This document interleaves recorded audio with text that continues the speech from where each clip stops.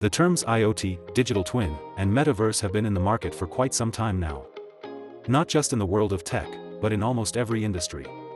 Used primarily for data gathering, process efficiency, and accuracy planning. They have been instrumental in changing the landscape of industries. In 2023, business can anticipate the convergence of these three technologies. The Internet of Things, or IoT, is a way for companies to gather real-time data and manage their assets properly. Digital twins are virtual models of real-world objects. With IoT, these simulations are fed data from their physical counterparts to generate empirical predictions for business processes. All these technologies come together in the metaverse.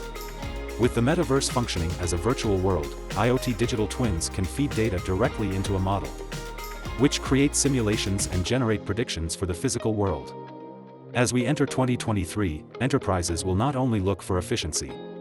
They will also look for accurate predictions that reduce process time and costs. Manufacturing, automotive, retail and e-commerce, smart architecture, and climate action will gain the most from these advancements. The right tech equips enterprises with the right tools to make accurate business decisions, save on costs, and increase productivity and efficiency.